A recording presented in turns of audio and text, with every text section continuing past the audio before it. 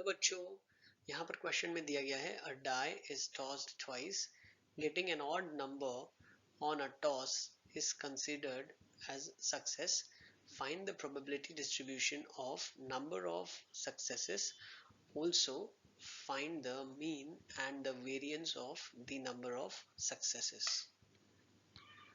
तो जो की कॉन्सेप्ट इस क्वेश्चन को सॉल्व करने के लिए यूज होगा वो मीन और variance of a random variable है. की concept mean and variance of a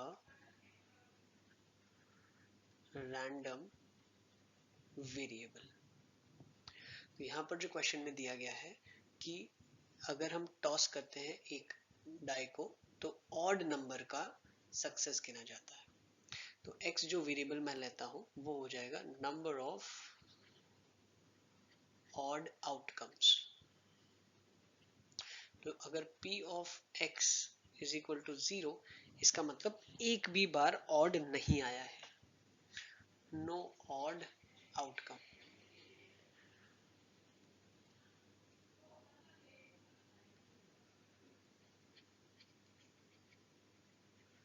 तो ऑड आउटकम आने की प्रोबेबिलिटी क्या होगी? पहले तो probability of an odd outcome वो हो जाएगा 3/6, क्योंकि 3 फेवरेबल है और 6 टोटल, तो 1/2 है.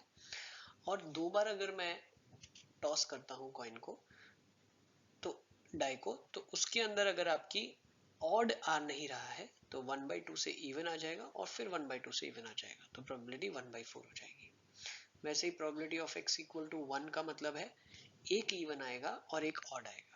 तो 1/2 इंटू 1/2, या एक इवन एक ऑड, या एक ऑड एक इवन, दो केसेस हो सकते हैं. तो यहाँ पे भी 1/2 इंटू 1/2, तो 1/4 प्लस 1/4 इज इक्वल टू 1/2 आ जाएगा. वैसे ही probability x is equal to 2, दोनों सक्सेसफुल हो जाए, मतलब दोनों ही आपके पास ऑड आ जाए, तो वो प्रोबेबिलिटी भी आपके पास 1/4 हो जाएगी.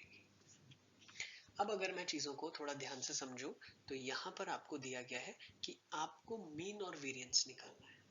तो मीन और वेरिएंस निकालने के लिए मैं क्या करता हूँ, मैं प्रोबेबिलिटी डिस्ट्रीब्यूशन टेबल बनाता हूँ. तो जब मैं प्रोबेबिलिटी डिस्ट्रीब्यूशन टेबल बनाऊंगा तो यहाँ पर मैं ऐसा लिख सकता हूँ xi और p of x is equals to xi.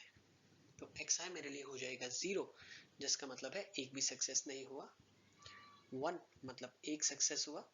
2 मतलब दो सक्सेस हुई. एक भी सक्सेस नहीं होने की प्रोबेबिलिटी 1/4 है, एक सक्सेस की 1/2 और दो सक्सेस की अगेन 1/4. अब हम लोग मीन और वेरिएंस के लिए टेबल बनाने वाले हैं. फर्दर आगे मीन निकालने के लिए और वेरिएंस निकालने के लिए हम लोग प्रोबेबिलिटी डिस्ट्रीब्यूशन टेबल बनाते हैं. यहाँ पे आ जाएगा xi, यहाँ पे आ जाएगा pi जो कि है p evaluated at x equal to xi. Next हो जाएगा मेरे लिए pi xi और नेक्स्ट हो जाएगा pi xi का स्क्वायर. अब xi जो है मेरे पास वो है 0, 1 या 2, क्योंकि ये तीन केसेस हो सकते हैं सक्सेस के, और यहाँ पे उनकी रिस्पेक्टिव प्रोबेबिलिटीज है 1/4, 1/2 और 1/4. तो pi xi हो जाएगा 0, 1/2 और फिर 1/2.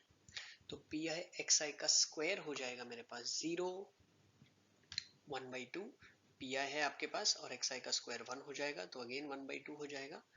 और यहाँ पर pi अगर देखेंगे तो 1/4, xi का स्क्वायर हो जाएगा 4, तो ये वाला आपके पास आ जाएगा 1. तो यहाँ पर अगर मैं समेशन ऑफ pi xi निकालता हूँ तो वो मेरे पास आ जाएगा 1, और यहाँ पे अगर मैं summation of pi xi square निकालता हूँ तो वो मेरे लिए हो जाएगा 3/2. तो यहाँ से मैं बोल सकता हूँ कि एक्सपेक्टेड वैल्यू या एक्सपेक्टेड मीन जो है आपके लिए वो हो जाएगा समेशन ऑफ pi xi जो कि 1 होता है, और वेरिएंस हो जाएगा आपके लिए summation of pi xi square minus summation of pi xi का होल स्क्वायर. तो ये कितना हो जाएगा 3/2 माइनस 1 विच विल बी 1/2. तो वेरिएंस ऑफ x हो जाएगा 1/2 और मीन हो जाएगा 1. तो आई होप आप बच्चों को समझ में आ गया होगा. ऑल द बेस्ट बेटा.